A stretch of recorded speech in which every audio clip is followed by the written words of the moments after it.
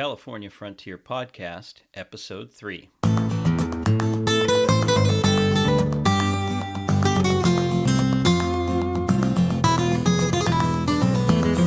California Frontier Podcast is dedicated to helping you explore the Golden State's unique history, culture, and environment. I'm Damian Bassage, and I'm your host.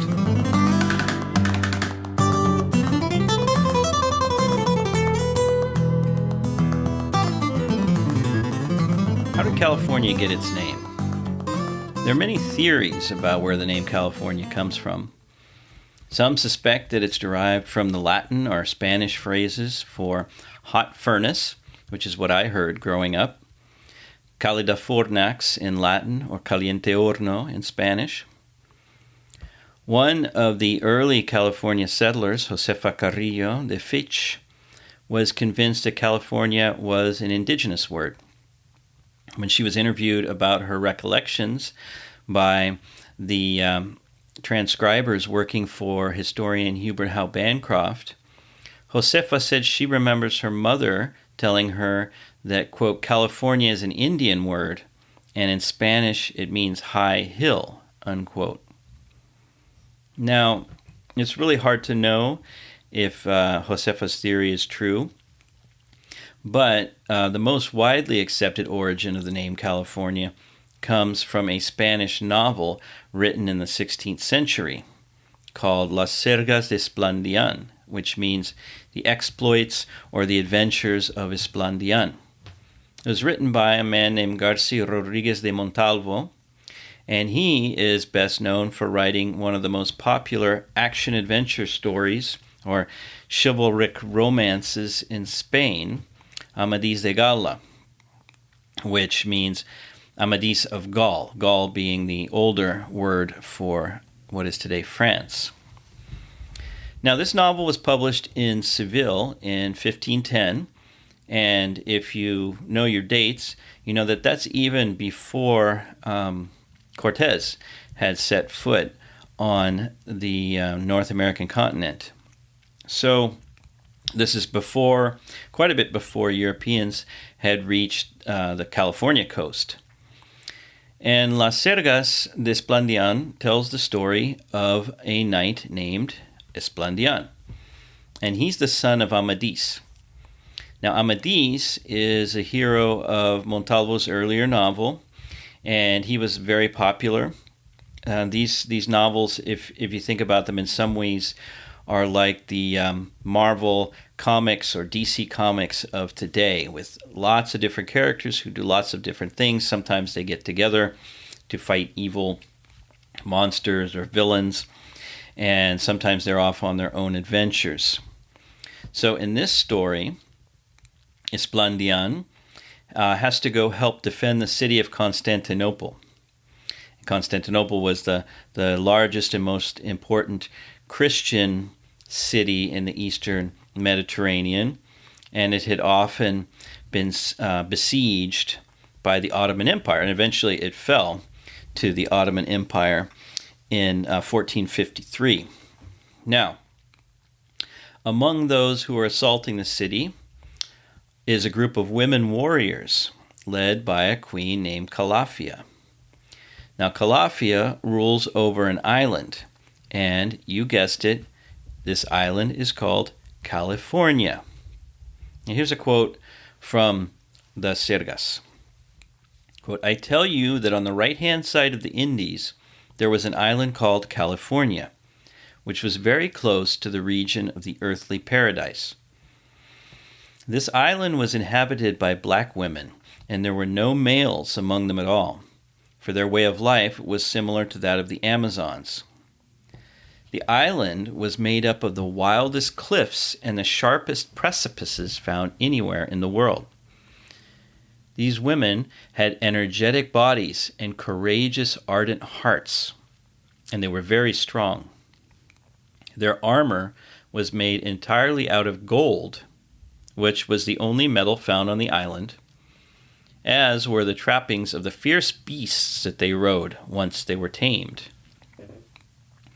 In the novel, California is a fantastic place, as in fantastic meaning fantasy. filled with warrior women and fierce beasts. Of course, in Montalvo's story, someone as powerful as Calafia can't remain an enemy for long. She eventually switches loyalties, she becomes a Christian, and she marries Esplandian's cousin, thereby entering the family.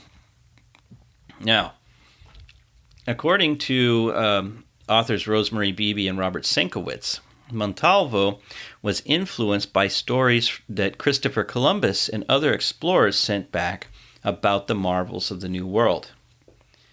Now, chivalric or knightly novels like Amadis and Las Sirgas were very popular in 16th century Spain, so popular that Miguel de Cervantes, the author of Don Quixote, blamed the madness of his own character, Don Quixote, on staying up late and reading these novels.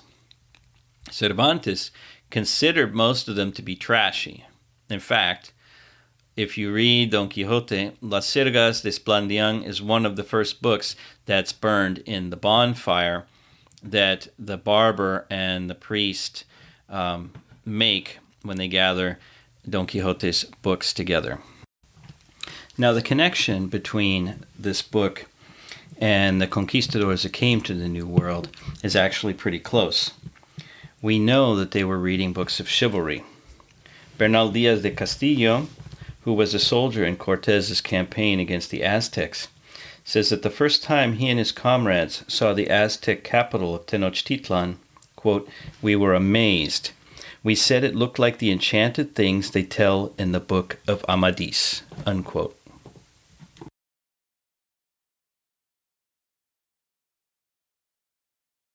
Now, we don't know exactly who gave California its name, but by the 1540s, Spanish explorers were already referring to the peninsula, and I mean Baja California, as California. Of course, when early writers mentioned California, they were talking about Baja California, since the existence of Alta California wouldn't be confirmed until 1542, when Juan Rodriguez Cabrillo sails north along the coast and enters into what is today San Diego Bay. Cabrillo went as far north as the San Francisco Bay. It was Sebastián Vizcaíno in 1602 who certified that California was not an island, but rather a peninsula connected to the North American mainland. Now, could early explorers have called California because they were being ironic? Because most of what they saw was a dry and forbidding landscape? We don't know for sure. But if we do know if it's likely that the name California comes from Montalvo's novel, just how did he arrive at the name California? Did he base it on Cálida Fornax or Caliente Horno? I think you'll find that the answer is very interesting. So 400 years before Montalvo's novel, a very similar name appears in one of the most important epic poems of all time, the medieval Song of Roland. Montalvo surely read the Song of Roland, since his characters are all connected to that poem. The Song of Roland tells the story of the famous King Charlemagne and his most heroic knight, Roland. As is common in medieval epic poems, Charlemagne, a Christian king, is locked in a continual series of battles with non-Christian kingdoms. In one of the stanzas of the poem, Charlemagne lists the enemy realms that oppose him. Quote, "Against me, then, the Saxon will rebel, Hungar, Bulgar, and many hostile men, Romain, Pulain, all those are in Palerne, and in Africa, and those in Califerne." Unquote. So, Califerne is clearly the precursor of the name California, at least to my eyes. But was Califerne an imaginary place or a real place? And this is where looking at old journals can be very interesting. According to an article in the Journal of the Historical Society of Southern California in 1923, there were a number of fortified cities located along the coast of North Africa during the Middle Ages. Quote, some of them famed for their magnificence as well as for their strength. And the Arabic word for this type of town was kalah or kalat. This word was used as a prefix in forming their names, and a number of such names were known to the Christian world, unquote. So the authors of the article tell us that there was a city known as Calafia, or Califrene, which was the capital of the great empire founded by a warrior called Beni Hammad. Now, Beni Hammad's empire was in existence at the time of the Song of Roland, and in the 11th century, was in existence at the time that the Song of Roland was written down, which is in the 11th century. It was on the coast of what is today Algeria. So according to this article from the Southern California Historical Society Quarterly, Califrene, quote, was the queen city of Barbary in the 11th century. And the city eventually fell in the middle of the 12th century. The term Barbary was used to refer to the lands of the Berber people of North Africa, and what is collectively referred to today as the Maghreb. Now, since the early Middle Ages, privateers or pirates from the North African coast would make raids all over the Mediterranean, especially Spain and Italy, to capture slaves and to get spoils, to rob, steal things. These slave traders would become known as the Barbary pirates, and from the 16th century on, they served the Ottoman Empire. And if you know much about your Don Quixote lore, Miguel de Cervantes was a prisoner of Barbary pirates in Algeria for 5 years. Now, this went on for quite a while, and in the early 19th century, U.S. Marines were battling Barbary pirates in what is today Libya. The battles are memorialized in the Marine Corps anthem with the lines, "To the shores of Tripoli." So, Montalvo's name California is not really invented, but it's derived from a real place. But you may have heard of the name Barbary Coast because it's associated also with the city of San Francisco. And as you probably know, San Francisco had a pretty rough reputation in the 19th century. This is before all the tech startups arrived, and in the 1850s and 60s, the red light district was so dangerous that that's why sailors referred to it as the Barbary Coast. If you weren't careful, you actually might not make it out alive. Now, little did these sailors know that they were hearkening back to the actual origin of the name California. So, now we have an idea of where this name comes from way back in time. T.S. Eliot was supposed to have said, "Mediocre writers borrow, but great writers steal."